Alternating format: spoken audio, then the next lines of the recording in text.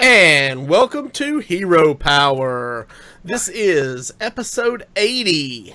And as always, I am your host, Avantes, and I am joined by my co-hosts, Zeroshio. What is up, gang? And Versika. What's up, guys? And guys, we have a super special show tonight and a super special guest joining us all the way up from the northeast part of the United States. We have Qwerty 97. What's up, buddy? Hey, what's up? Not much. We are really glad to have you here. And I stated specifically you were from the northeast part of the United States because that's going to be the topic of tonight's show. And we will get into that here in just a few minutes. But first up, Versika, why don't you tell us a little bit about our great sponsors at Viforce? All right, guys. So it's May. Summer is finally here. I know everyone's saving up for vacations, but you may be looking at your old system and saying, you know what? I just don't know if this is going to cut it all summer long. Good news for you. Viforce has 6 months same as cash financing on any one of their systems. Find out more details at viforcegaming.com. You can go to their products page, pick out the system you want, and then submit a request, customize if you want, and then you can find out more details on the financing when you try to check out. And we'll talk more about that in between the audio and the video portion. Awesome. All right. So, like I said, we've got a great show ahead. First things first, we got to talk about a couple of small housekeeping things. First, we want to say welcome, and we're super glad to have you to 2 new patrons this week. That would be Howard the Dave and Samurai Flea. Welcome, gentlemen. We are super glad to have you be a part of the Hero Power community. And if you're not familiar with what our patron entails, for as low as $1 a month, you get to be part of our patron-only Discord group, where we are constantly theory crafting Hearthstone, talking about deck ideas, and sharing you insights into what's coming up in the shows each week. So it's a great place to hang out, have fun, and talk some Hearthstone. You might even see some tweets that get posted and quickly deleted occasionally. Yeah, we'll talk about that later, too. Those things happen. You just can't help it, can you? No. You're like a kid at Christmas. I am. I'm really excited for our new patrons. Howard the Dave has actually been part of the podcasting community for a long time. I'm really happy that he has decided to be part of our community, as well as Samurai Flea. But Howard the Dave's been on my friends list for a long time, and thanks for supporting us, bro. Yeah. All right, so we got 2 emails to get to real quick. So first up, it says, hey guys, so I think Blizzard needs to set the record straight with everyone and release the odds of obtaining certain cards for all regions. An argument has emerged regarding there actually being a pity timer in the Hero Power Patron Discord. As you know, I opened over 40 packs before actually ever getting my first legendary in Ngoro. I know you'll probably cover this, but by law, China had to release the odds of opening packs and obtaining certain cards, and they are as follows. Correct me if I'm wrong. Every pack will contain at least 1 rare or better. Odds of obtaining an epic is 1 in every 5. Odds of obtaining a legendary is 1 in every 20. They also said increased odds when you open multiple packs. Does anybody really think it's fair to allow China better odds because they are required to share the odds? Since they announced this, has anybody seen increased odds at 20 packs? I've included a copy of my pity tracker stats to also share. Thanks and keep up the great work. Boyd. All right, so, and this is something that's not in our show notes to talk about this week, but China did pass a law that said any kind of gambling or odds statistics had to be out in the open. They had to be known. And so Blizzard released these stats, and it was always believed that the pity timer was a guaranteed legendary in every 40 packs. That was just kind of the myth that everybody in the community rolled with. Yeah. Blizzard released that in China, the odds of a legendary are 1 in every 20. I feel like... Can I chime in real quick on this? All right, make it quick. What you got? The odds of when they posted the statement on the Chinese blog after translation, it says the odds are an average of 1 in 5 for epics and 1 in 20. It didn't say odds are 1 in 20. It's an average of. So that kind of changes it a little bit. You might actually get more than that. So I feel like, and that's what I'm saying, is I feel like the 1 in 20 is probably more accurate, because I personally opened 150 packs when Ngoro launched. I got 11 legendaries. I pulled 11 legendaries. That's roughly like 1 in every 13 and a half packs. Mm-hmm. So if it's 1 in every 20 with better odds for the more packs you open, that would explain my 11 legendaries in 150 packs. Now, with my experience, I have gone upwards of close to 40, never over from what I've been able to tell because I keep records. Upwards of 40 packs before I've gotten a legendary. And supposedly in previous statistics, they found that at 40, you're guaranteed a legend. Now, I will say this. Since these odds have been released, I have been opening some packs lately, and I have gotten 3 legends, and I've got 2 of those that were golden. So I don't know. It's a possibility they bumped up our odds to be equal to China. Now, the only reason they released the information is because Chinese law states that they have to give the odds for anything to purchase with real money because of their gambling laws. Mm-hmm. And this goes across all Blizzard games. Now, I don't see them doing this anywhere else that doesn't require it by law, so I would not expect to see these statistics be given by region. Gotcha. Okay. And Qwerty, if you have any insights or anything you want to mention, feel free to just jump in at any point in the conversation. Okay. Yeah. You feel like those odds are about right for you? Yeah, I think they're about right. It's just like, I know some people who like for this expansion, I didn't really get a lot of legendaries in my packs. I got like 2 and maybe like 50 packs or something. But like, yeah, that's about where I was. Yeah, but like then over time you just open more, and like if you open a bunch of packs, it's gonna eventually average out to around 1 in 20, unless like you just have really like insanely bad luck. Gotcha. And yeah, like I'm pretty sure it's the same in China as it is here. Okay. Even with that. Yeah, I feel like it would be about the same. All right, so there you go, Boyd. Boyd did just call us out in chat that says, after I sent you guys that picture of that penny timer tracker that said he needed 30 more packs to a legendary, he did open Hemet today. So he did pull another legendary today. So Hemet. That's another discussion our Discord has had for a while. And if you want to know about that, I'm not going to go into it here. You definitely need to become a patron and join our Discord. Yeah. Because I have feelings about Hemet. Yeah. All right. So our next email, and this one is great. This is the Versika email. It says, "Hey guys, love your show. Is there any chance you guys might move the start time to the live show up a couple of hours so that West Coast peeps might get in now and again? Just curious, not trying to bust chops or anything. I actually have 2 questions for Versika. Question 1, I've heard you say that Hearthstone needs to balance aggro. As an avid aggro player, I would like to know how you would balance aggro. Please try and keep it under 45 minutes. It's obviously a regular listener who knows Versika. And question number 2 states, my sister wants to know if you're single. Hope you guys get this on the show tonight. I'd love to chat about this with my friends at our weekly Hearthstone Club meeting tomorrow after school. Peace, Mastrina." All right, Versika, take it away. Where do I even start?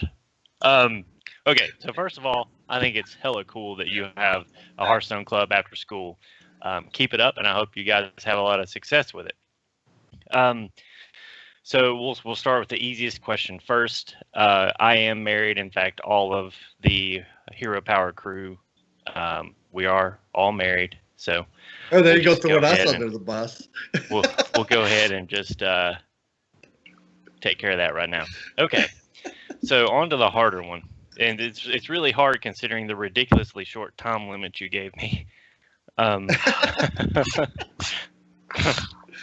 Okay, so I'll and go ahead and hear me out for the whole explanation before you any rebuttals form in your head.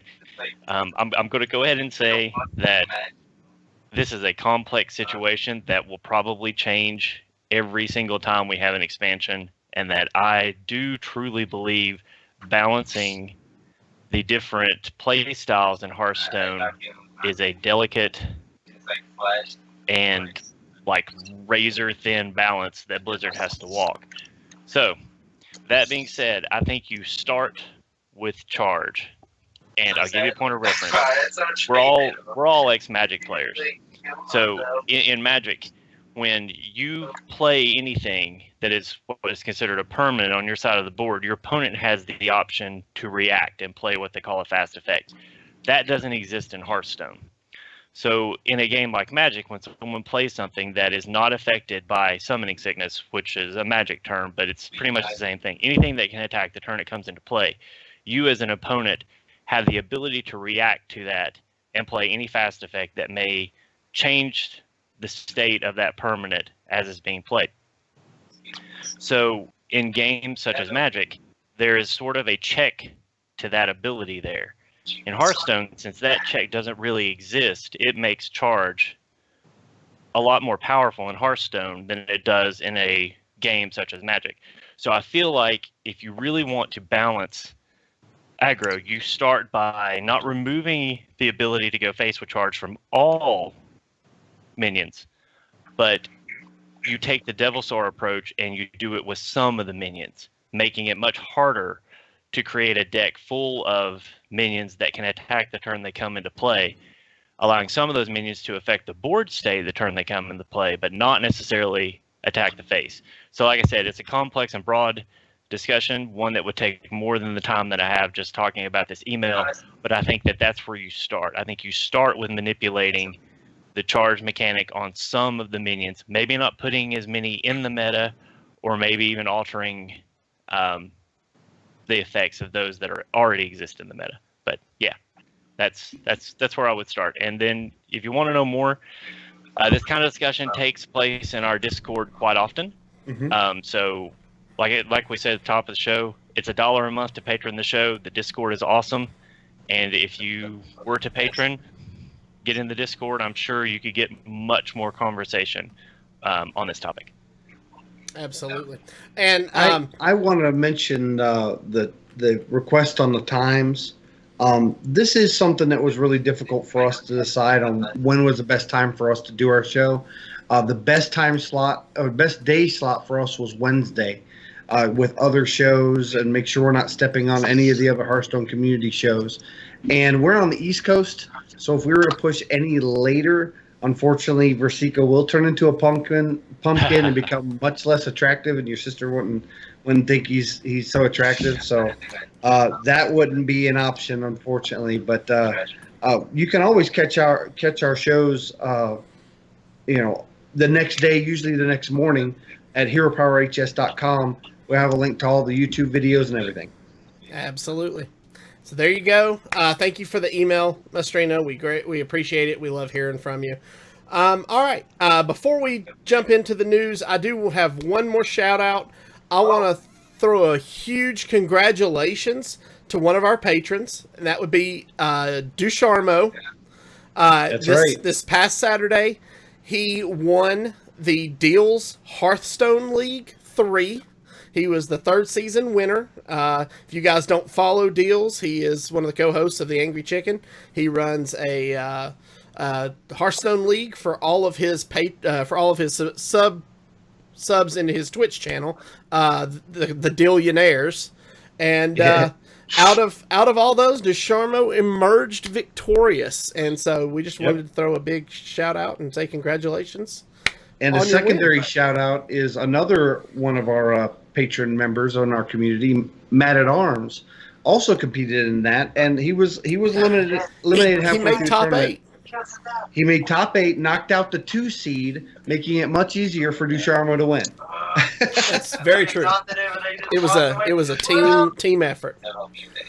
All right, so let's get right into the meat and bones of tonight's episode.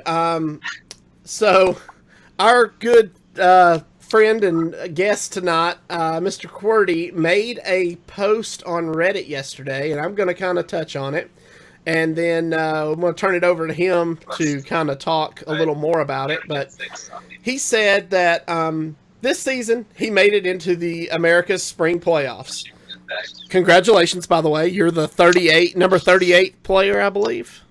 Thank you. I think I'm 35. I'll check quickly. Okay. He says, for those of you who don't know what this is, it's the tournament where the top 64 point earners from each region make it to play for a spot in the championships. You earn points from doing well in online cups, majors, and top 200 finishes on ladder. So to become a top 64 player, it takes a lot of commitment. However, Blizzard does not seem to be caring about the players as much as they should. Basically, the first problem and the main thing is that I and many others are upset about how they removed certain venues that were there previously with such little time before the event.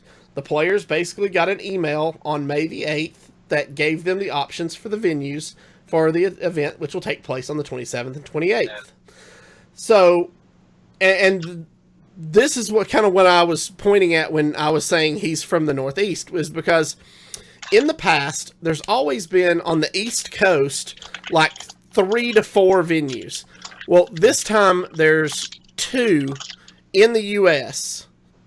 on the East Coast. Those are in Florida and in Georgia.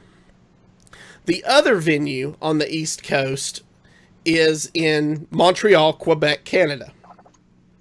So that put anybody from the Northeast, where Qwerty's from, in a bit of a bind, because now they're looking at having to travel 8+ hours in any direction to be able to compete in this event. And across country borders. And or across, out of country, meaning you have to have a passport and, or travel documents to exit and re-enter the country. Which, just curious, Qwerty, do you have a passport? Yeah, I do. Okay. But I have a friend who's also going to the tournament that I was pairing with, who also was planning on going to one of the venues they removed, who does not have a passport. Gotcha. So. Okay. All right. So this announcement was a pretty big deal. It struck a nerve with a lot of players, both locally and internationally. And just to touch on it a little bit, I actually Qwerty actually pulled some of the tweets and stuck them in his Reddit post. And so, players of high caliber, like Ray C, were freaking out over the fact that Fairfax and the esports arena in Santa Ana have been taken away. This has to be an oversight. And then, VLPS from Tempo Storm says, no love for the East Coast with spring playoff locations. Immortal Lion said, nothing like paying hundreds of dollars to travel hundreds of miles to play on restaurant Wi-Fi, which we'll talk about in just a second. Noblord states 25 HCT locations for Europe, while only 20 to cover all of NA. The Rat says, what's crazier, having to travel 10 hours if you're from anywhere in the East Coast, or having to play at Buffalo Wild Wings? And that's kind of the other part of this story. It's not just about the fact that there are no locations in the Northeast, but 5 of the 9 locations in the U.S. are Buffalo Wild Wings locations. So, all right, Qwerty, I'm going to kind of turn it over to you. Let you kind of talk about your thoughts on what you posted and your thoughts of anything that might have transpired since you posted this, and then we'll talk about it once you're done. So, take it away, sir. Okay, so yeah, last night after I came home from school, I decided to make this post. Well, I guess 2 nights ago, I was in bed and I saw that I got an email from Blizzard with all the venue locations, and I saw that they like removed two of the closest locations to me, which was the Dragon Slayer, which is the one I went to last season for winter, and then also the Cave in Virginia, which was one of the most popular locations, but they got rid of it. So I knew that with these two locations gone, I didn't really have any. Me and like a bunch of other players that also live in this area didn't really have many options on where to go. Like, unless they wanted to spend like hundreds of dollars on travel, they would just not be able to go because just nothing nearby and stuff like that. So I decided to make this post to try to maybe get Blizzard to actually do something about it, and well, adding another venue would be nice, or they could at least help with like pay the cost for some of the players who are traveling, since like this is one of the top tournaments. This is like the top 64 players in the Americas region, so it's like, and they stream in front of thousands of people, so I think it would be good for them to like make sure that everyone who qualified is going, because if the people that qualify don't show up, it looks really bad for the company. Stuff like if the top players won't even go to the tournaments that they qualified for. So that was one of like my main issues with how this was happening. But yeah, and so they got rid of the closest location. So I realized that the closest location to me, I live in New York, and the closest thing was in Montreal, Canada, which was about a 9-hour bus ride, which is what I would have to do if I want to go, if that was not the addition of another venue, potentially. But so yeah, I would have had to take a bus ride for 9 hours there and back, pay like over $200 for the tickets and stuff, while the people who live in like the West Coast near like the locations there would just be able to drive there and not have to spend any money, and would do anything besides just like a little bit of gas, or anywhere people who live near the locations. So that was the main problem for me. When in New York, I'm in like Long Island, so I'm pretty far away from like Canada, and I'm also really far away from the other locations. Like Florida's another location, but that's all the way at the south. And Georgia, those are like the only other East Coast locations. I guess like Montreal's kind of like near the east, but it's also really northern. So like it's not very like Montreal and Florida are like on the opposite sides of the country. Yeah. Now, where's Toronto in addition to where you're located? Isn't Toronto up close the other side of Niagara, or? Toronto's like, Montreal's kind of like close to directly above where I am at, and Toronto's more to like the left of Montreal from what I saw. West, quite a bit west. It's like above Michigan. Gotcha. It would be like a 10-hour drive though, or something. Okay. So Montreal it's pretty would be much, more I think, straight north of, slightly northwest of Grand Rapids, Michigan, is Toronto. Okay. I was gonna say, because I know those, to my knowledge, were the two locations that were mentioned. I wasn't sure exactly where Toronto was in relation to New York. And to kind of touch on this a little bit, if they think that the Northeast United States, their best option is to go to the venues in Canada, here's the thing. I had a friend that had to deal with this last minute because of a cruise. If you decide you need to get a passport within two weeks, or even 3 weeks in most cases with the mail system, you literally have to pay like an extra $150, $200, and you have to drive all the way to DC and do it in person. Because of all the background, they do a background check with every passport over the mail, and they do it in person as well. But over the mail, you can't show those IDs and show your face, so there's a longer process. To expect players to do that with less than a month's notice, because I guess these venues were announced on the 8th, if I'm not mistaken. They were announced to players on the 8th via email. and the tournament's on the 27th.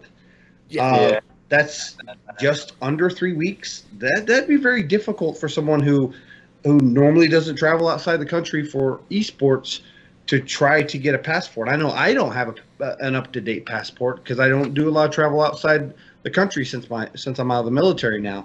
So I haven't renewed my passport. So I know that would be really difficult for me.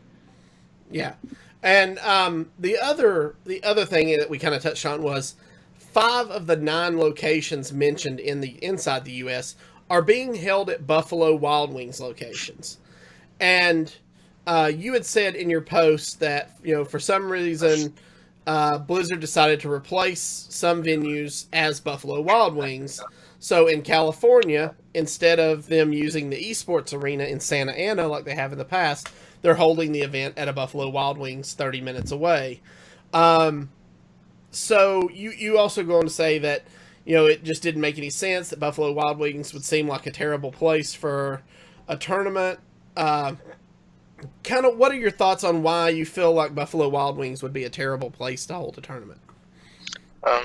So, I think it's bad for the players. It's because it's for me, if I was playing there, I wouldn't want to play at a place like that because it's gonna be noisy. There's gonna be a lot of people around, and if you're playing games for that can determine thousands of dollars that you could be making, you don't really want to be playing them with waitresses and waiters going around and people just eating food, and also with the TVs in there with sports playing, that could be really distracting as well. So that's one of the big problems with it, but I could see why they want to do this because they probably have a sponsorship with Buffalo Wild Wings, and it could be more entertaining for the viewers to see them at these locations, and if they live near one of the locations, maybe they could go there and go see the players and stuff like that.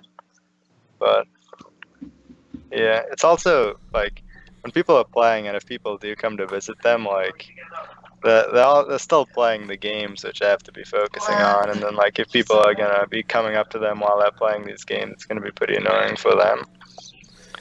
So let me, as an innkeeper, let me put in kind of my 2 cents here, because like I said, I've run these events as far as the playoffs go, and I know personally a lot of the innkeepers who are putting on these events. And in fact, I actually reached out to one of the innkeepers yesterday to kind of get his point of view on running the event at Buffalo Wild Wings. And so he informed me that while meeting with the management at Buffalo Wild Wings, that they're going to actually have a section of the restaurant that is going to kind of be sectioned off for the player base. They're going to have a featured match area that's going to be kind of sectioned off away from the rest of the players, so that whoever's playing live on stream will be kind of off by themselves, away from everything else that may be going on in the restaurant. And that, as far as, because I had told him that what I was hearing from the player base was that they were concerned about noise level, like you had just talked about. And he said that, one of the things that they're going to be doing, or that he's going to do for his players, is noise canceling headphones. So when you go to play at his venue, he's going to have a set of noise canceling headphones and a headset on, so that it kind of blocks out on noise and you can focus. So I mean, the innkeepers are really the volunteers that drive these things, and they're going to really be going out of their way to try to make these accommodations as best they can for the player base. And, Buffalo Wild Wings seems like an odd choice for a venue, and it seems like that it may not really fit. But when you think about the lore kind of behind Hearthstone being played in a tavern, it kind of lines up like that. Because, I mean, the tavern's not going to be very quiet. But again, as you said, You're playing a competitive tournament for thousands of dollars, so you kind of want to be able to concentrate. And the innkeepers are going to try to facilitate that ability. There, I want to chime in if you don't mind. Sure. What do you All got? right, but then I want to get into. I was actually That's trying fine. to wait for him to finish his thought. I'm going to play a little bit of devil's advocate real quick. I did see a post on I can't remember which site it was. That's a Gallia. Buffalo Wild Wings has actually entered a partnership, and they are offering innkeepers basically 10% of all sales during their events back in revenue. So Buffalo Wild Wings has been serious about wanting to be a venue for fireside gatherings. And also for other events like League of Legends, Dota, and also Heroes of the Storm, they have made it a point to play those esports events on their TVs, which I thought was wonderful. Now, whether it ends up being a successful endeavor is yet to be seen. I hope it is. But I do believe that Buffalo Wild Wings is going to be serious about this and try to accommodate as much as possible. Now, I think they might have jumped the gun a little bit. Instead of giving them a little bit of time to test out some of these fireside locations or fireside gatherings at Buffalo Wild Wings. They jumped them feet first into the fire into the playoffs.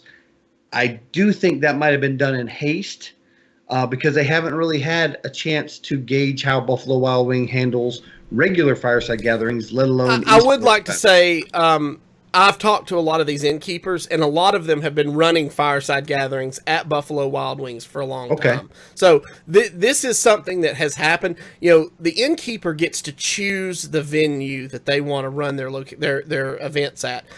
For us, we've run a lot of our just regular firesides out of a co-op or out of a game store or actually out of a bar. But some of these innkeepers have gone and run events successfully at Buffalo Wild Wings. When you are scheduling one of these things, one of the things Blizzard tells you is, they give you guidelines for success. A place that has good Wi-Fi, a place that has big enough to seat everybody, a place that's close to somewhere that serves food and or drink.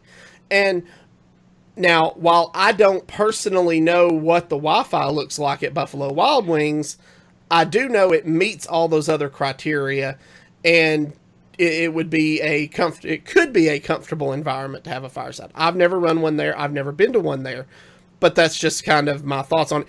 Versika, you said you were ready to go. I can see you're chomping at the bit. Yeah, I'm going to kind of bust your chops here a little bit.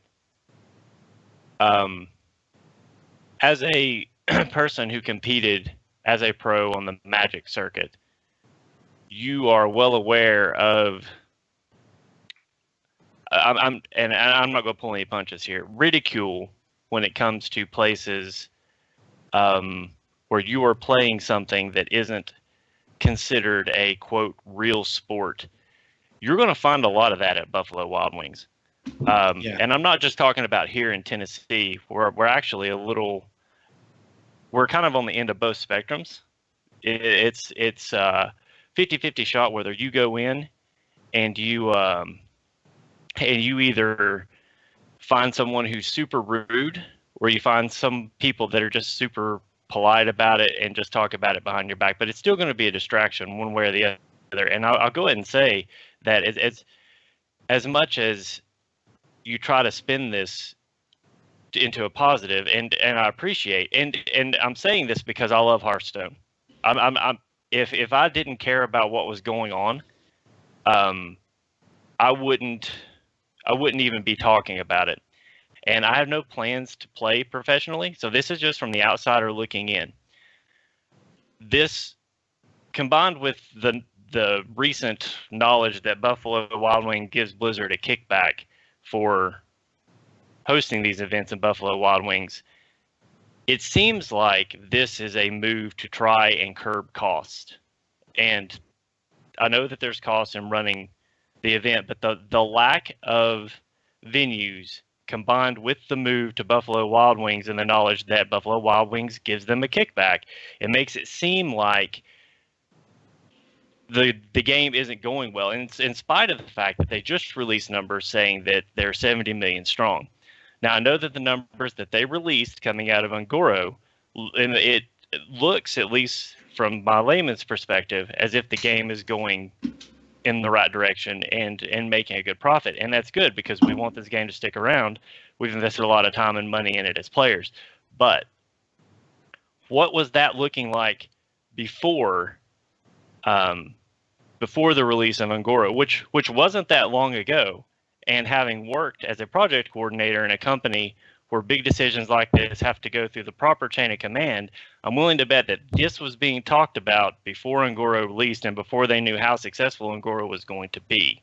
So to me, this looks like they were scared that Ungoro wasn't going to be as successful as it was, and this is an effort to try and curb cost and almost like handing some of that cost down to the players that want to compete in the tournaments. And once again, full disclosure, we have run a location here in Knoxville as a playoff venue, and this has nothing to do with that. What concerns me is, as a player, incurring extra costs to play in an event just to play in the competition. Now, in Europe, everyone has passports because they cross country lines all the time. In the United States, you can go your entire life without ever having to have a passport. To me, it is ridiculous that a company as big as Blizzard and with as much effort as they have put into Hearthstone, they don't provide enough venues to keep that from happening. I mean, what, you couldn't find a Buffalo Wild Wings in Pennsylvania? I mean, or New York. I mean, yeah, if you're going to make that move, this looks like they're testing Buffalo Wild Wings. Well, you test at a qualifier. You don't test it on playoffs. Going into playoffs whether this can happen and whether this can handle it or not. But to not provide the venues, forcing people from Long Island to go to Montreal as their first shortest venue is, to me, beyond ridiculous for a company that just touted that their game has 70 million players and posting numbers as good as what they were at the end of Ungoro. To me, that just seems asinine. Okay, well, I want to point out something you mentioned there about Blizzard getting kickbacks. I know Buffalo Wild Wings has what they call a fundraising program where you come in, and if you run your group fundraiser there, then the organization or the organizer gets 10% back off of the total amount spent. This is for a group doing a fundraising type event. I don't know that is what Blizzard is doing. I think that's what some innkeepers are doing to help fund their events and their communities. I would find it very odd to see Blizzard doing something like that where they're asking for kickback off of that. I mean, like you said, they're coming off a great quarter after the release of Ungoro. I don't see that they would need to ask for 10% back off of whatever their group is spending at these events. It seems to me like they would just rent out the restaurant or something. I don't know that for sure. What I'm saying is that it leaked out that was something that was happening. So that's something innkeepers are doing to host their events. I mean, if you're looking on Twitter, and like I said, this is coming from a layman's perspective. If you're looking on Twitter and you're seeing all these things fall in line from a public perception point of view, what does that look like to you? I'm not in the know on this. I'm saying what I'm doing is I'm not really playing devil's advocate. I'm just putting out a scenario where if you are not involved with an innkeeper into any of the innkeeper inroads like you are, if you are looking at this strictly from a casual player's perspective, and this is what you see the competitive scene in your game, this is what you're seeing that it looks like. Does it really matter what's actually happening behind the scenes? Because you can't see that stuff. What really matters is what this perception going down the line is, and the perception from strictly looking at it from an objective point of view, it looks like Blizzard doesn't care at all about this playoff. So and I want to point out a couple of things from people in chat. Yeah. kind of in relation to what you're talking about. Nibble states, "I don't understand why players need to travel to a location for an online single player game." Qwerty, you just responded to that in chat. Why don't you tell us and give us your thoughts on what we've been talking about so far, please? Okay, so yeah, for this, why they have to be traveling to a location for events is because in the past, I know there's been people cheating, getting calls during streams, even at like locations. Just the organizers weren't really paying good attention to it. I think mostly in the South American, like Brazil, this was happening specifically, where like players were just getting calls together, like help each other out at the playoffs, which is like Magic Amy. yeah. Sorry. So it's just like it's basically cheating because you're playing like 2 or 3 versus 1 player, and like it's not fair. If you make it to the playoffs, you're playing by yourself. You're the one who qualified, so you're the one who should be the only one playing. And I don't know if making people go is the best way, since like it's gonna be so expensive. I think since they do like force you to have to go to locations, they should either make sure that there's venues close to people, or like even once they realize everyone who's qualified, maybe they can like get like a list of where everyone lives and try to put locations near them.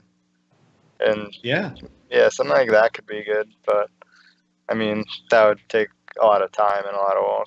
So I don't know if it's probably not going to be something they do, but it would definitely be good for the players, and yeah, it would also let new people do venues and stuff like that. But also for that, you need to make sure that you can trust the people who are running the venues to run it well and make sure that there is nothing bad going on. Because there could just be people at like the people who run the venues that don't really care that much about it, and like they're just gonna do the bare minimum and not really pay attention to what's going on. So yeah, that's about that. And also with the Buffalo Wild Wings thing, I think a lot of people were angry about that because, like, in previous venues, you'd see, like, card shops or, like, gaming places like the esports arena and the cave, which are, like, places for gaming or for people who, like to play games.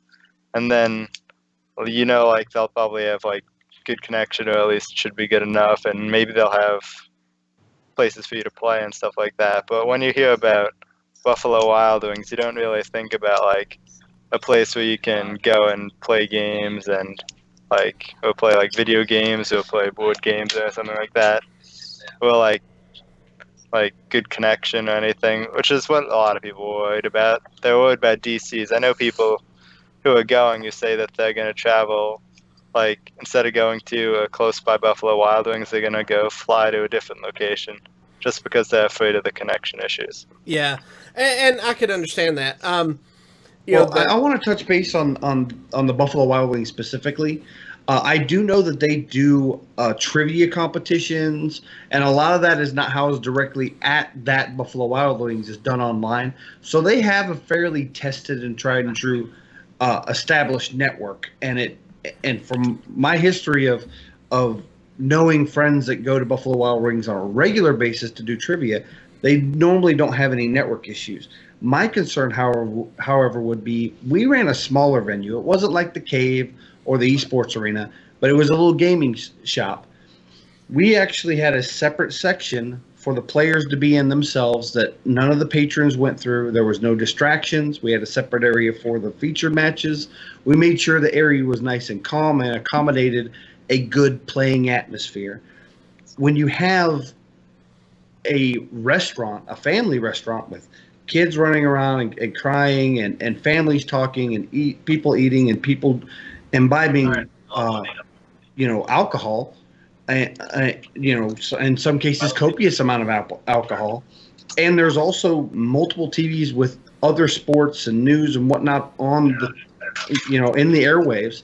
It's going to be very hard to focus your attention, even with noise canceling headphones. Vibrations in the body, sound doesn't just go through your ears. It goes through the vibrations in your body, and that can affect your stress level and your anxiety level, which makes it really difficult to make decisions in Hearthstone when you really have to focus. Yeah, and as I said earlier, you know, I've talked to one of the innkeepers who's running one of these Buffalo Wild Wings locations.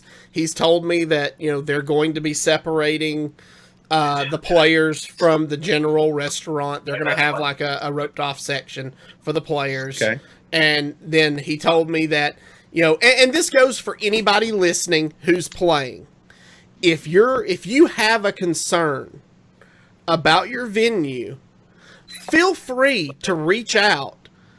The innkeepers are volunteers who are there to make the experience the best for you. They love the game as much as you do. And if there's something they can do to address your concern before the event, don't hesitate to reach out and find out, you know, who your innkeeper is and see if they can address your concern before you get to the venue. Like I said, I talked to the innkeeper running one of the events yesterday and told him that what I was hearing from a lot of the players was they were concerned with the noise level. And he said that he would, probably out of his own pocket, get noise canceling headset for the players at the feature match table so that they can play on stream and not be as distracted by noise. You know, that's something he's going to do for his players because he loves the game and he loves what he does. You're going to find most innkeepers do. One thing that was mentioned in his chat is that this may have been an effort to curb costs, and it may very well have been. But here's my concern with that: is they did have to pay the different venues for renting the space and the time and the internet activity and all of that stuff.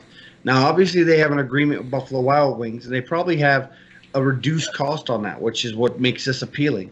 I just don't understand why they didn't pick more Buffalo Wild Wings if they're serious about this partnership. Why there's only literally, 2 in the East Coast that are using it, and there's multiple on the West Coast. So there's 9 venues in the U.S., 5 are B-dubs. And see, I don't understand why they couldn't reach out to Buffalo Wild Wings and say, we want to enter this partnership. We think it's a good partnership. We have innkeepers in your area. They have innkeepers up in Fairfax. They have innkeepers in New York, Florida, Tennessee. Why they couldn't contact those innkeepers and say, okay, we want you to keep running this, but we need you to run it at a participating Buffalo Wild Wings. And as far as I'm aware, that has not been done. Yeah, I'm not sure.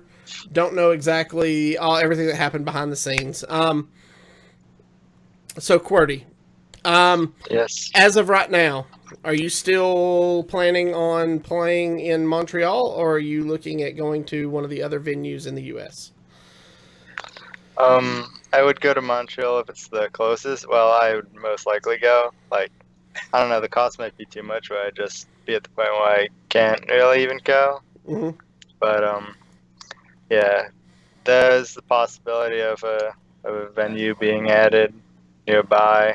Nothing confirmed or anything yet, but And that's something we should touch on.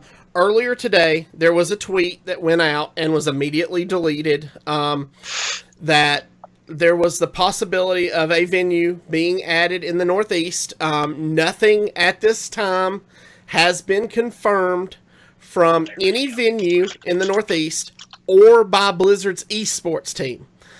That's it. That's important to remember.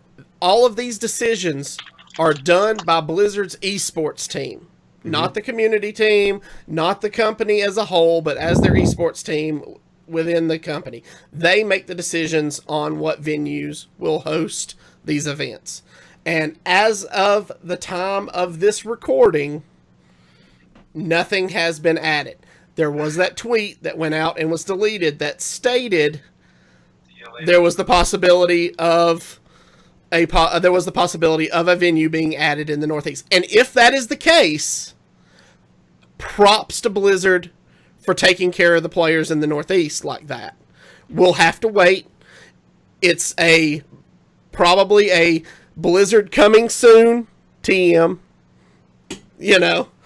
And just to kind of cover on that, the largest venue in the East Coast, the Eastern United States, was the Fairfax, Virginia location previously, and I believe they had, if I'm not mistaken, last playoffs, 17 attendees. Mm-hmm. Was that? And that's right? something else I want to touch on, because there are 20 venues in NA this time for spring.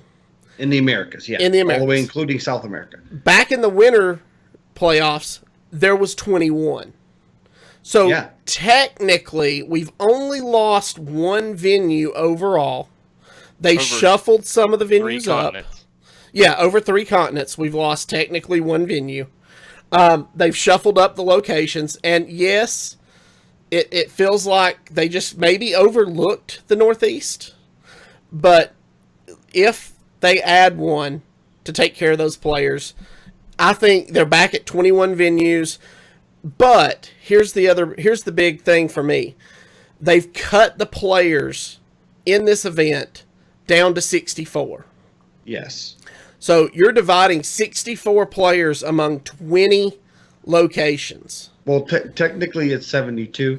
Well, yeah. Because So it's 64 plus the 8 Tavern Heroes. So that's what? Like 3.5 Nine. players per venue if you split them up, if everybody goes to a venue. So not all of the venues are going to see players. So yeah.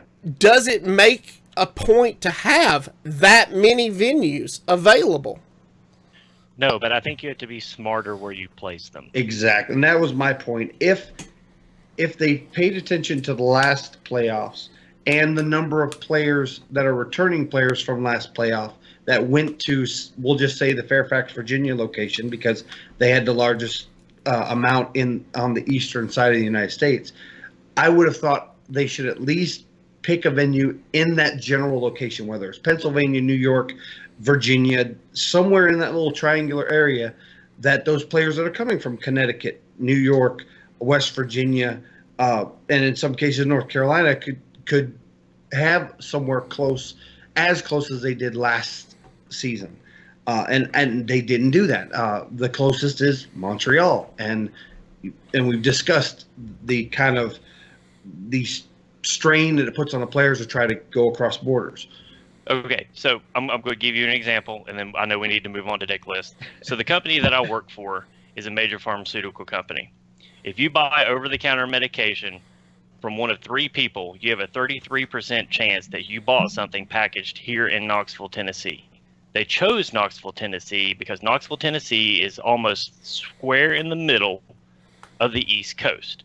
So if you are a company who is looking to do business, any kind of business on the East Coast, location matters because there is a large amount of travel distance that needs to occur. So if you're placing points on a map where you need to do business, those points need to match up with the demographic of the people that you are going to serve. So, like I said, it's not the total number of venues. It's where you put those venues that matters. Agreed. Okay, so you're saying if they cut back on the total number of venues but space them out into a better location, so where you were servicing the greater Southeast, the greater Northeast, the Midwest, the Southwest, the Northwest, if you spaced, say, 10 venues out across the country, they've got 9. So let's say they cut that down to 1 per region, to where there's 6 across the country, but they're interspersed to where it's equal driving distance between each of those venues. But say they did choose a national chain to make it easier on people. Do you think that would fix why people are losing their minds over this? I think it would fix some of the issue. Okay. Would that help you in your decision, Qwerty? Would that be something that would help you out if they did something like that? I mean, I just need a location near me. I'd be happy if they put a Buffalo Wild Wings in an hour away or something like that. That'd be really nice. What does it? Curious, what's the maximum distance you would drive to compete in a Hearthstone major event? Well, for this, I'm still in high school, so I can't actually drive yet, and I'll have my license soon. But Yeah, not yet. So I can't actually go and like just go to these events. I need like one of my parents or my brother to drive me, and also the fact that this is on Memorial Day weekend, where it's like a holiday. That's The true. costs are gonna be so like the costs for like flights are gonna be a lot higher, and also for planes, and they can't really for like the buses, and they can't really take off work because of that. So that was like a problem, but like so yeah, basically just anywhere as close as possible is what I'm looking for. Like even if it was the Buffalo Wild Wings, I'd go there just because I kind of need to. I don't really have another option. Okay. All right. Well, there you go. Sure, there'll be much more discussion. I'm sure there'll be much more Yeah. discussion, and we might very well could hear something from Blizzard in the next 24 to 48 hours. Officially, and we talked about this a little bit pre-show, on the EU forums. Of course, the EU tournament's happening first. They've actually published a blog post that has pinpoints for all the locations of the events. That has not officially been posted on the US forums yet. There's not a blog post. There is, you can go to firesidegatherings.com and search for these events, but nothing has officially been posted on the US blog. I'm sure we'll hear something from the esports team in the next very short amount of time, so keep your ear to the ground on that, and hopefully we see something pop up for the Northeast players. In other news, they did announce the spring championship venue. And then, Qwerty, I don't know if you saw this, but the top 4 players from each region back in the winter got to go to the Bahamas. Well, for the spring, you're going to get to go to the beautiful city of Shanghai, China. That's amazing. Shanghai is beautiful. That is... I've never been to China. I would love to go to China, especially if I'm getting a free trip for winning a tournament and get to go see some of the sites. That is just an amazing thing Blizzard is doing for the players. I love that they're having these championships in different areas of the world. I think that's just awesome. What do you think, Qwerty? Yeah, I think it's a good place to have it. I was actually watching something else, and I saw people talking about like that maybe they chose Shanghai because like in America there's not going to be like as much people going to places to watch like tournaments, but in China like the gaming scene is going to be a lot bigger, so like they could like they're going to have it at like an arena or something, and like they can like fill a stadium for people watching this. Yeah, absolutely. Tournaments. So if you're playing, it's amazing over there. Their production is so high for their esports. If you're playing in the spring playoffs, go ahead and get the ball rolling on that passport. You never know if you're going to need it. If you don't need it to go to Montreal, go ahead and get it to go to China just in case. Yeah, get your paperwork in order. Yeah.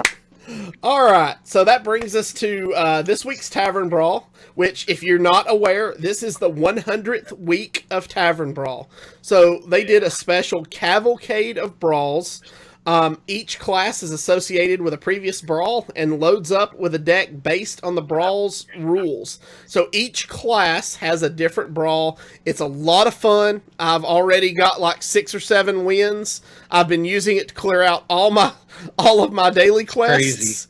It's mind numbing. You randomly you pick a class that gets a specific brawl, and you randomly get another match against another class that's doing their brawl at the same time you're doing your brawl. So you got to pay attention to their brawl rules and your brawl rules, and both decks are random. And my head about exploded today trying to wrap my head around it. Have you? But I did get a golden Anixia for completing my brawl. Nice. Have you gotten to do the brawl yet, Forsika? No, not this week. I'm sure I'll get into it tomorrow. It's random. Qwerty, have you done the brawl yet? Which means it's my special kind of hell, I guess. Yeah, I did it earlier today. I did it on, I think, America. I also play in Europe and Asia. So okay. What's your favorite class brawl? So far, I like the priest. I think priest is the really strong one, which is the one where you get like a deck of like 4 of legendaries, and you get the spell Reduce the 0 cost by mana. 3. Yeah. Yeah, you make them cost 3 less. So I think that's pretty strong against like most of the things. And I kind of just played it because I had the priest quest that I had to finish. So Okay. yeah, I did that. That seems really strong too. Awesome. I- All right. Yeah. So that brings us to this week's deck list, and Qwerty was kind enough to share with us a deck that he really enjoys, and we're going to talk about it a little bit before we end the first part of the show, and then he's going to take it out, and we're going to play a best 2 out of 3 with it. If you guys are new to the show, we do our show in 2 parts. First part is news and discussion. Second part is actual gameplay. So this week's deck, so like I said, submitted by Qwerty, is Echo Shaman. So I'm going to run over the deck list, and then I'll turn it over to Qwerty to kind of talk about how the deck plays and, you know, kind of what you're looking for in your mulligans and things like that. So the deck list is 2 Devolve, 2 Dirty Rat, 2 Maelstrom Portal, 2 Hex, 2 Hot Spring Guardians, 2 Lightning Storms, 2 Manatide Totems, 2 Spirit Echoes, 2 Stonehill Defenders, 2 Jinyu Water Speaker, 2 Tidal Surge, Halazil the Ascended, 2 Volcanoes, which I love Volcano, by the way, Wide Eyes, Cairn Bloodhoof, 2 Thing from Below, and N'Zoth the Corruptor, one of my other favorite cards. So, all right, Qwerty, why don't you tell us a little bit about this deck, maybe, you know, what you know about the history of the deck, and then how to play it. Okay, so yeah, this deck was made by YR, who's well known for like making a lot of weird and control decks. He probably has like Doria in pretty much every deck he plays, but yeah, he just plays like a lot of these weird control decks, like Control Shaman. For like the last playoffs, he brought like a bunch of crazy decks with just like really heavy control, and he got top 50 legend with this last month, so I decided to try it, and it's been really good for me, actually. I was thinking about maybe bringing it to playoffs. I'm not sure yet, though. Yeah, the main goal of this deck is to you can, like, keep clearing the board since you have so much AoE with Devolve, Maelstrom Portal, Lightning Storm, and, like, Volcano. And then you also have stuff like, you have a lot of healing with, like, Jinyu Water Speaker, Hot Spring Guardian, Tidal Surge. And then the way you win is through you get Taunt some Stonehill Defender. You can get like Wide Eyes is a good one to get from that. More Thing from Below is even like Alakir is a really strong one. And then you just keep playing your Wide Eyes, and late game you try to get Spirit Echo off on like Thing from Below and other big stuff, maybe like Wide Eyes if you can, or just Hot Spring Guardian. And then you basically just get so much value, and eventually you can just get to the point where you just run your opponent out of stuff, or you just play a bunch of 10-10s from Wide Eyes. 'Cause, yeah, sometimes you just play so many Wide Eyes. You play N'Zoth, you get like 4 or 5 Wide Eyes back, and then like a count, and then you just, for the rest of the game, you basically top deck a 10-10 with Taunt every turn, which is always fun. Awesome. Cool. Versika, you're kind of our resident Shaman player. What I know you said earlier, I think kind of pre-show, that this deck was right in your wheelhouse. Do you have anything outside of what Qwerty said that you really want to add? Just to kind of echo what he was saying. Did you see what I did there, Zarosha? That's for you. Zigga. No, knowing when to play Spirit Echo can really swing this deck. That's really, I felt like in most of my games, that was the key card. Stonehill Defender almost always netted me Wide Eyes. I'm 10-0 with this deck. Wow. I haven't lost yet with it. Almost always get Wide Eyes. I almost always end up N'Zothing after my first Spirit. And then my second Spirit is just usually the nail in the coffin. So just be patient. know when to play Volcano, know when to play Spirit Echo. Other than that, it's got enough control to make it to the late game where you need to be, and once you're there, just assert control and you'll be good to go. This is definitely my kind of deck. Awesome. All right. Well, I'm going to actually skip the last thoughts today so we can get to it. Qwerty, before we end the audio portion of the podcast, why don't you tell everybody where they can find you on Twitter or on Twitch if they want to check you out? What do you have a regular streaming schedule or anything like that? Yeah, I do try to stream kind of often, but I haven't been really streaming that much recently. So I just had testing week in school, and also prep for playoffs. You don't really want to reveal that much info, so I guess I'll try to link it in chat and stuff like my Twitch. No, just tell us for our audio listeners where they might find you. Okay, so you can find me at my Twitter is Qwerty97_HS, and my Twitch is Qwerty9700. So okay, yeah, you can find me at those. Awesome. Cool. So Qwerty97_HS on Twitter and Qwerty9700 on Twitch. If you guys want to check him out, go give him a follow. Give him follow him on Twitter and Twitch to be alerted when he goes live and he's streaming. So you want to check it out. All right, so that is going to do it for us tonight. If you're joining us on Twitch or YouTube, please stay tuned for the live play portion of our show. If you are listening via our audio podcast, we'd like to thank you for joining us. Remember, you can follow us on Twitter at HeroPower_cast. You can find all of our past episodes on YouTube at youtube.com/ECMMOGamers or on our website at HeroPowerHS.com. And if you enjoy the show or you would like to join our patron Discord, you can do so by going to patreon.com/HeroPower. And until next time, we'll see you again next week. And don't forget to use your hero power. All right, gentlemen. While we're getting this set up, Versika, tell us a little bit more about our sponsors at Viforce. All right, so we talked earlier in the show about looking at a new system for the summer.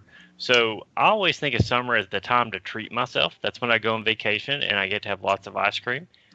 So if you're looking for a new system and you're building for the future, which I highly recommend you do if you're looking to invest in a gaming machine, I highly recommend Viforce's Impulse machine. Coming in at only $1,300, it can play pretty much anything you want it to play. On high settings, it is also 4K capable. And with the financing, 6 months, same as cash at $1,300, you'll be able to spread that out all the way through right before Christmas. And then sort of like your Christmas present will be having your computer paid off. That's a pretty awesome Christmas present. Yeah, it is. But yeah, check it out. Go to ViforceGaming.com. Go to their product section. It is at the bottom. It gives you the overview, lets you know what the internals look like if you're a computer geek like me. And then if you're just curious about what it will do, you can look over at the games and go from there. But you can also, I highly encourage you to shop around. Price check them. And if you have any questions, feel free to contact them. They are super, super quick with emails, and they have just a wealth of knowledge. And tell them what you want to use it for. They'll let you know if you're buying a machine too powerful for what you want. So check them out, ViforceGaming.com. Awesome. All right. So Qwerty, whenever you're ready, just go ahead and queue up, and we will spectate you, and you can kind of talk us through your mindset and your choice as you're making your plays.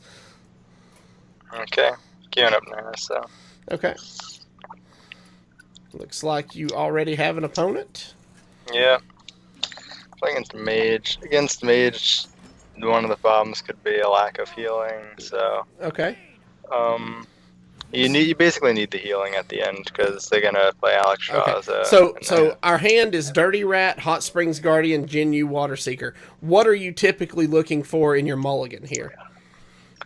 Stuff like Hot Spring Guardian's not bad just to contest early board. Jinyu could be okay, but I think I'd rather look for stuff like Manatite Totem could be good because it usually will force them to just use their bone spells on it, or at least save you some life and draw you cards. And you also want to be hero powering a lot in the early game to make your thing from below cheaper. So I'm just going to keep Hot Spring Guardian. Okay. Try to contest, but you also want to get AoE in case they in case they get the fast out of like Mana Worm and we got Maelstrom Acknowledge us. Portal and Hex, which is good, and top deck another Jinyu. So so not bad. This should be a pretty good hand, and if they're the late game mages, you should be pretty fine against them as long as you get your heal. You just have to make sure you use it correctly. gotcha. It's not really a problem. Just hero power, try to get the value, and make things from below cheaper. There you go. Okay. Now, do you prioritize trying to hold some of your healing until after the Alexstrasza phase of Mage? Yeah, you definitely want to. It's not always possible to do, but like you want to do it as much as you can. So Yeah. Mana Worm's kind of annoying. So here, you could just drop Manatite. It's gonna die if you do. Just playing Hot Spring Guardians does mean he's on 3 mana, so he doesn't really have a very efficient way to deal with Hot Spring Guardian. Most likely, you could play 2 spells and trade the Mana Worm in, but then that sets up a good portal. So that should be fine. You can also weave in a hero power with the portal. So I think I'm probably just gonna drop Hot Spring Guardian here, since it should be pretty strong against his board. He could like Arcane Intellect and then just trade both in. Okay. That would be kind of annoying, but I think that's fine. So I remember when people thought a Hot Spring Guardian wasn't going to be any good. yeah, And you appropriately healed his face. The That's BM the heal way to do his it. face. We approve. That's the next level play right there. Oh, it ate a Frostbolt. That's actually not bad. yeah. So that's fine. So yeah, Snyder just has Mana Worm. We have Volcano now, so we shouldn't be in too bad a position. It could just drop the don't you at here. It could be a little dangerous because he could pull like Alexstrasza or Medivh. But you have the upside Hex. to those- I mean, would it be awful if you got Medivh, because then he doesn't get the weapon and you could just Hex it next turn? But Yeah. The bad thing about it is he'd be able to push a lot of damage. Like if he had a fireball, he'd be able to push like yeah, 11 to face. Right. But if that happens, I can Volcano next turn, and then I could follow it up with like a Jinyu on turn 6. okay. So I think it could be fine in most cases, and also the fact that Doriat has 2 attack. If he does have to trade the Mana Worm in, maybe he plays like an Archaeologist or something, it will set up a pretty good Maelstrom portal. So I think I'm going to just go with the Doriat here. Okay. I like We'll it. see. It's risky, but Yeah, so There's the Medivh. hopefully taunt. Cannot taunt, but most likely they should let me Volcano. Even just Hex. I could Hex Portal. Yeah, this is There's the Fireball. it's basically what I said was going to happen. We only take 7, it's fine. Still have Jinyu to now the heal. Volcano will clear the whole board. Yeah. Gotta do it. Can't just Yeah. Hex your Mana Worms too much. Yeah, he's already gotten good Mana Warp value.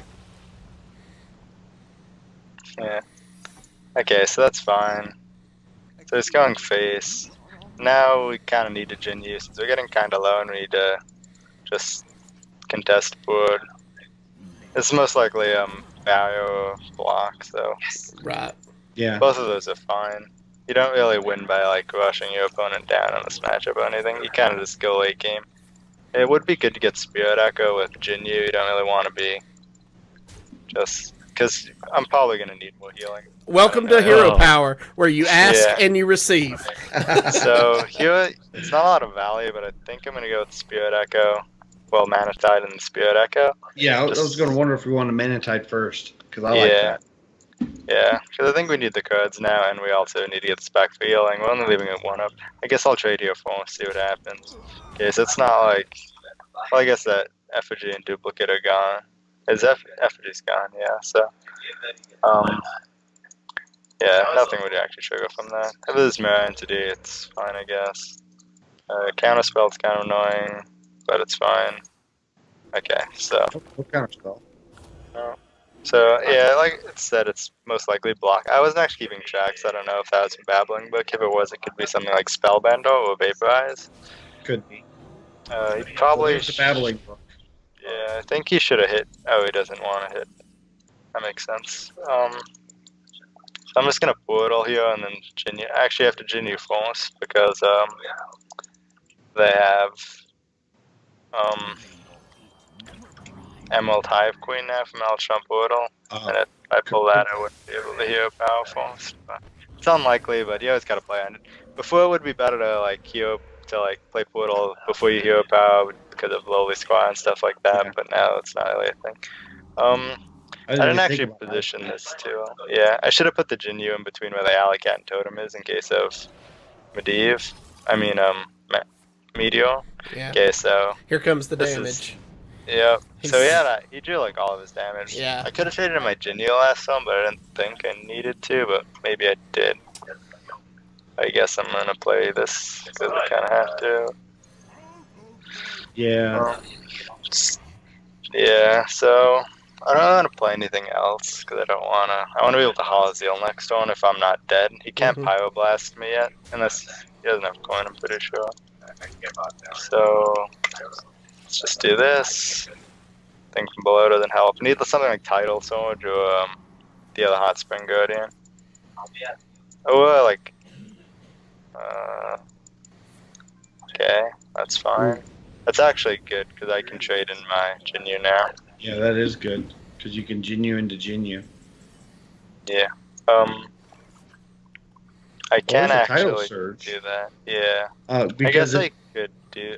I think I need to trade in. I think I'm gonna trade in just so I get this. and then use the surge anyways. Yeah, I'm gonna play Halazeal Halazeal, Surge, yeah. Because this puts me That's at 11, which 8 means points of I- healing. Yeah, so it means I don't die to Pyroblast now. Yeah. And okay, now I have Volcano Halazeal, which if I need it, I can just gain 15. I've done it before, where you just have a full board, your opponent has nothing, you just play Volcano. Well, it's 15 points of healing. You know. Yeah, Yeah. exactly. You kill your whole board, but it's usually Oh, worth it. he's going after that Halazeal. Yeah, It was good meteor placement. yeah. Okay, that's fine. This mana tide's doing a lot, which is nice. Yeah, it's getting a lot of work. Okay. Well, that's a pretty good board for Maelstrom Portal. Yeah, I think I'm gonna start off with Stonehill to see what I get. Hopefully I can get like Hot Spring Guardian or something. Yeah, I think White Eyes is the best second option. I agree. Could take Alakua, but to play on like, because I probably don't need that much value this game. But I would use a Spirit Echo. I'll just take. I think I'm gonna take Alakua actually. Oh, and that's 6 points of burst. Yeah, I think I might need the bonus to this game. So I guess I'll Portal and Jinyu. I'll Jinyu first.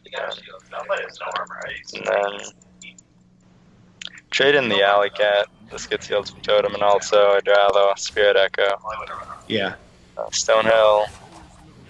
Yeah, that's not a bad one to get. My board's kind of that's full. not I too would maybe I should have I just put like potentially correct to have portaled first just in case of just like so if we freeze my board or something, I have room to play all this stuff. Like now, if I drew Hot Spring Guardian, I wouldn't be able to play it. Okay, so yes, now I'm to the Fireball. So 3, 10, 3, 4, 5, 9. So I don't have enough. I can. There's no way I could get enough with this. So I kind of just have to hit him in the face. My hand's at 9, so I need to kind of play something so my hand's not full. So I guess I will. I think I devolve. Stood its face. So this game, yeah. I think I should have portaled before. He did have strong early game.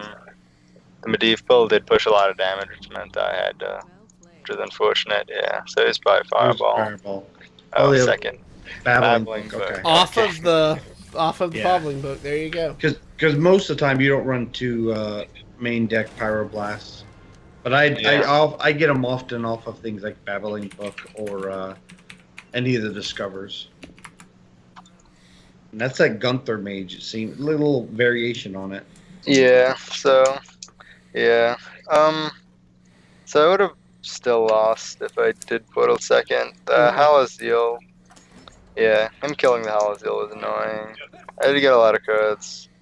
I needed to draw like my second title, so I'd draw either Hotspin Guardian and Hotspin Guardian actually wouldn't have beaten second Pyroblast. So title sword would have put me at 11, which isn't really that much better either. Lightning Storm seems to get value with Hunter. Yeah. We have Hot Springs Guardian, Volcano, Lightning Storm, and Spirit Echoes. What do you think about Mulligan here? Okay, so I think definitely want to keep Hotspin Guardian. That's just really good for early game. Just minimize early damage and also contest board. Storm I'd say is pretty good too, and Volcano is potentially good enough to keep. The problem with Hunter is they have a lot of death rattles. If like they have Kindly Grandmother and timing and you Volcano, then they're still just left with stuff, which isn't as good. But you do have Hex and stuff. I think since I have Storm, I'll just keep Storm and hope for Volcano later and try to go for like Stonehill Guardian or more early game cards. Sounds good. Yeah, this is pretty good. Like in your words, All right, so our opening hand is the Guardian, the Tidal Surge, the Lightning Storm, the Stonehill, and we top deck a Devolve. Devolve should be pretty good in this matchup. Like I said, they have a lot of death rattles. You devolve a Kindly Grandmother. It's always good. Back road right there. I mean, they were pushing like so plays that. I could just do to weave in totems here, but I think I want to try to get the Stonehill down. You could get Stonehill from Stonehill and just keep playing them, or I could just play Stonehill into like Hotspin Guardian to maybe hit Stonehill into something and then heal it up. Stonehillception. Yeah. It is good to get the totems early for that, but like, I don't know, if he plays like, maybe I should hero power, because if I hero power and he plays like, the 1/1 might not be too good, because he can trade that in. But we always support using hero power on hero power. Yeah. Yeah. I think I'm gonna hero power here just because like if I don't and he plays like Animal Companion, something like Misha could be really annoying for me, or even Huffle. I guess Huffle I can just portal, but Misha or Leok I might want to be able to coin title Surge into. And there's the Leok. Yeah. Okay, so now it's time to think if I actually want to do that. I don't think it's necessary. I could just play Stonehill Defender. He's probably going to play them like high main, and then I can devolve. If I coin title Surge, I'm not getting the full value off of it, and I'm not developing anything either. And also, I don't really have a good play on full in my hand. So I think I'm still going to just go with Stonehill here.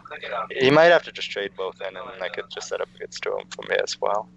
I'm looking for like Wide Eyes. None of these are really that good. Yeah, it's rough. Don't really have any weapons. Probably the take is just Alakir, but take a second Alakir, or you're not running Alakir in this deck list, are you? No. Yeah, so okay, so that'd be your only Alakir, yeah. I think I'd probably just take it. It's not the best, but you kind of have to. And this, he kind of has to run both in there unless he eats up some removal. Well, there's a Razor adapt adapt the. So yeah, this shouldn't be probably too bad. +3. Devolve, yeah. Did you see which one he pointed at? Or oh hell. Okay, so this could just be a devolve for me. It might not. This is a great devolve board, to be honest. Yeah, I could just devolve. I could maybe even just portal after. So I could do that and devolve. I'd rather play Toady out Storm though, I think, later. I think I so. could also just title Surge because it leaves him with just 1/3 and 3/2, which isn't too bad. Yeah, but that doesn't really develop the board. Yeah. I don't know. I have 2 devolve, so I guess I could just devolve here once. I'll play devolve and see what happens. Maybe it sets up a good portal, or maybe I can just hero power afterwards and the next one like Rat Storm. Yeah. Well, now I got a Wow. portal. Oh yeah, yeah, that's a good portal. That's a good So- portal. Okay, 1-2 is not bad. Better than 1-1, so. Well, that spawn's going out if it dies. But, it's kind of annoying, I guess. I could just hero power probably and hit into the flame tongue because he only has a 4-2 on board, and if I just hero power, he can't actually trade it into anything. And then maybe I can devolve it next turn or something. Yeah, let's hero power mana tide here. Okay. Yeah, I like that. Could be potentially like hot spring Qwerty and mana tide, but I don't really want him to be able to trade that. And even though I do have storm, I'd rather just not have to deal with it. Hopefully I will taunt totem. Okay, so it's good. I'll sit here again, just weaken it. You don't really need to push damage, like hitting in there most likely isn't going to do much since my hand is Storm Devolve as my AoE, and also Tidal Surge if I want to point it at that, but sometimes I can just trade the Sea Keeper next turn, and pushing the damage to his face in this matchup very rarely actually matters. So funny, Joe. That's like the Either like you just get run over and you lose, or you just completely control the game and they can't really do anything. Now, if he high mains here, does that possibly give you value for maybe Dirty Rat devolve into Lightning Storm? Yeah, that would probably be a strong play. We'll see what he has, but like you can't actually trade the Latin, which is nice. No. That's fine. That's a good one Yeah. to devolve. He's gonna, Good. unleash. So he trades. So He still I guess- can't kill off his rat. yeah, I think he just trades the 2 guys in the Secret Keeper and then kills Mana Tide, which is fine. Okay, so he played that too. Which Yeah, this is sick value for Yeah. devolve. if he didn't do that, maybe I could have went with just Tidal Sword or something. But There's no rat value for it because his board's full. yeah, I think it's still Oh my god, fine. you're the worst. Yeah. I just devolve. Hopefully I'll get Hex or something soon. I don't even have words. Let me think about this more, because I could just Tidal Sword and like How do you forget that? It's an ability. save Devolve. I know, I'd rather just save Tidal Sword and go Devolve here. It He only should, has 2 cards in his hand. yeah, Which lowers devolve value. yeah. Oh yeah, this is great value. There we go. Nice. Yeah, that was good. That's also horrible. So I have 5 mana next turn. I could maybe just go with something like Hot Spring Qwerty and Hero Power. If I Hero Power, get Spell Power, and he plays High Main, I could coin Tidal Sword maybe. But okay, I thought that was gonna be Handmaster. That's an annoying roll. Yeah. But I do have Hex and stuff. Portal's Oh, good. no, yeah, Portal's great. I think I'm just gonna Hero Power and Hope Hot Spring for- Qwerty in here. Yeah, hero power and hope for spell power. Yeah, if I get Spell Power, I could do it, but then it leaves me with 5/1/1s. Yeah.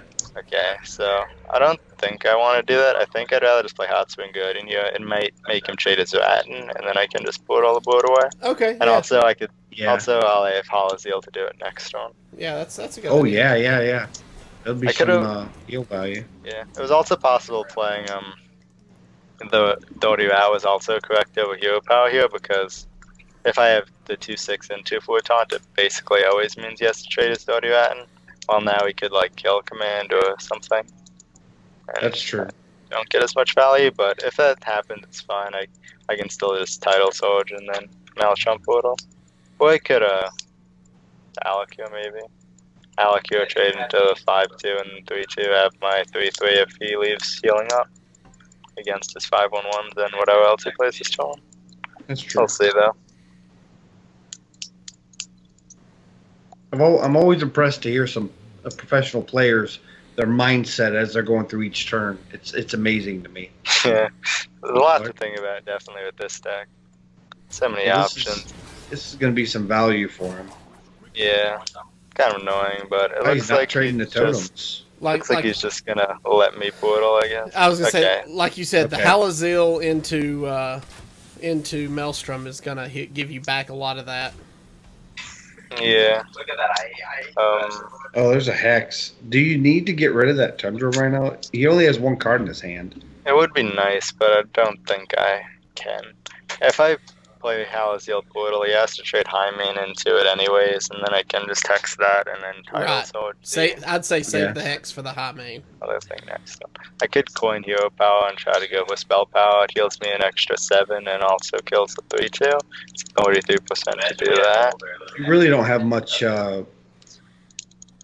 value for the coin now, anyways. Because next on my hand's 9 mana anyways, which might just be titled so it checks Hero Power anyways. So I guess I Hero Power first. That's also fine. Like, it just saves some health as well. The Yeah. only one that wasn't that good was 1/1. Animations. And that taunt will help protect your Halaziel a little bit. Yeah, if Halaziel lives, then I can just title sword for 8 health, which is really strong. Or I could draw something else. Also, I could Spirit Echo Halaziel. Wow, Worgen's on stealth now. But Tekken versus Gunther. yeah, Oh no. ooh, that's pretty strong. That's good. I mean, we got the Hex for that. Yeah, he does kill that, which is unfortunate. Yeah. But That is- hopefully it hits the totem. Okay, nice. So now I can. I could just title sword Volcano now. It sets up just Alakio on an empty board now. Or we could just go with title sword Hex. I think I'm gonna go with the Volcano play here, just so if it draws a second high main out of the answer. Yeah, this is a good time to get into the overload, especially when you have Alakir for next turn. He has no cards. Yeah, and with this play, I'm fine against, I think, anything he top decks. I guess like something could be annoying if it's like something too weak that I don't want to hex, but something like that's kind of strong, but like that's also just fine. I guess now that's fine. Nice. Yeah. That's great. We can just Alakir this turn. Yeah, just start pushing damage. Next one, I just Spirit Echo Alakio and probably And don't just, react. yeah, go to town on him. Yeah. So he now hits my face for the rest of this game, I guess. Except for Hero Power, unless he draws like Deadly Shot, that's something. Deadly Shot would be really annoying. Yeah, looks like he. Looks like. Yeah, Yeah. there it is. Yep, locked him out. All right. Okay. Good So job. that makes us 1-1 after 2 games. So There we go. let's queue up and see how we finish the series. I Okay. love this deck. This deck is so much fun. It's really fun. I gotta practice Yeah. a lot more with it though. There's so much to do. It's more mid-rangey than I would expect it. I would expect it to be ran a lot more control based. But you can actually get a pretty decent curve on it. Turn 5 and 6. Yeah. I mean, you have like Manatide and Stonehill, and also Stonehill basically guarantees usually that you'll have like a 4 or 5 play, and like that game it kind of didn't. I got Alakio, which ended up being fine, but like if that Alakio was something like Wide Eyes or something, it would have helped me stabilize a lot more early on. But Yeah. but like things from below. But yeah. All right. Yeah. And still searching for an opponent? Yeah, there's not a lot of people on right now. Yeah, I got the spectator bugs, so Yeah, I had to back out as well. Yeah, I might have to restart the client actually. Yeah, I'm gonna try that. okay. It might be in a game one. Okay. Okay. While you do that, I'll open a pack. I haven't opened my Tavern Brawl pack from today. Nice. Okay. How many legendaries? Oh, there's an epic. No golden legendary like It's a Zeroshia. first. We'll say like Zeroshia. Yeah, I got one, but I'm not lucky like you are.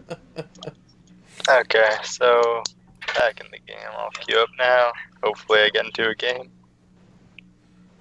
I was using Wide Eyes. Yeah, the problem with this deck is you don't have Wide Eyes. It's basically a win condition.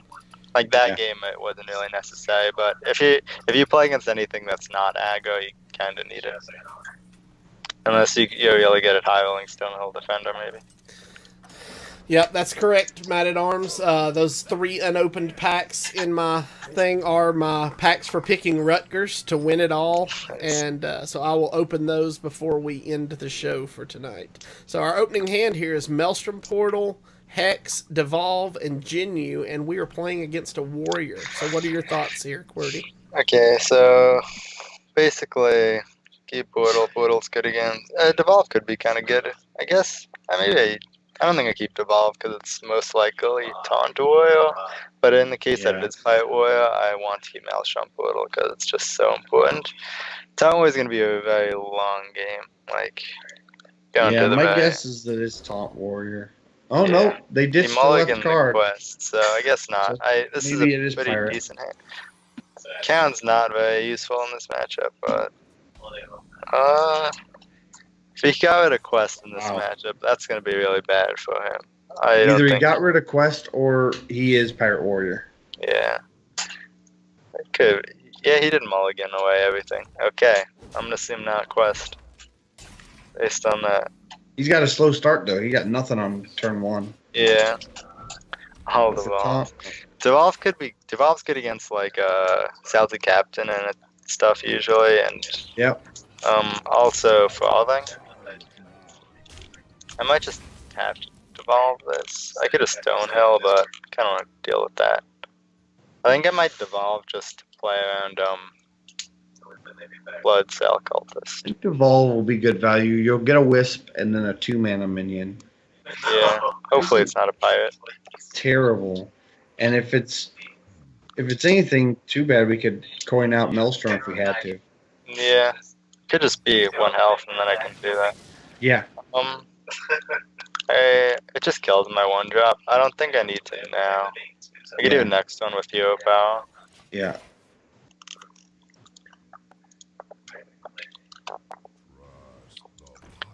Yeah, not buffing his pirates now, so. Okay. Again, this is kind of annoying. White Eyes isn't bad. I think I have to go with Maelstrom and Hero Power. I'm gonna be taking a lot of damage. It's not Hero Power first to hope it soaks up the volatile elemental shot. Yeah, I'm not sure if it's better to kill the Maelstrom Portal one or the I guess probably the Totem's better to kill. Also, I could roll Spell Power. But also, I think it's actually just better to play Portal and then coin Stonehill. That's probably, I like that. Because I have the Wide Eye set up, and maybe I get like another Wide Eyes off that, and I can just set up taunts into taunts, which I think I kind of have to do. Hopefully I roll, I don't know. It's dead, but I guess the only thing was like Lepono. Or like Urgent Squire. I'm just gonna take the hard gun here. I could weave it in with the Hero Power later, or I could do Wide Eyes into Mana Tide hard gun. Iron Gun's pretty good against Pirate Warrior. Yeah, it's just a cheap thing. Yeah. So it's nice. The problem is he's gonna drop the Cultist here. Okay. Hey, QWERTY, one of our viewers in chat says, what are your thoughts on replacing Cairn with either the new Ooze or Harrison, or I guess any Ooze or Harrison?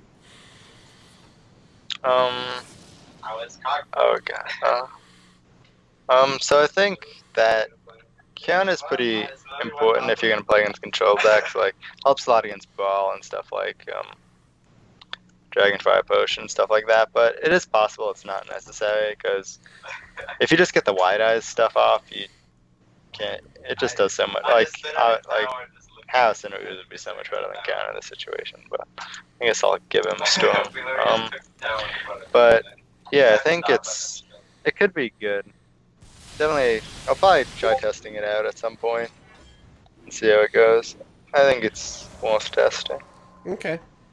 In one of my games earlier today, I actually ended up with 2 Banes, 2 Cairns. So it won me the game having them on the board. Yeah, it could just be insane.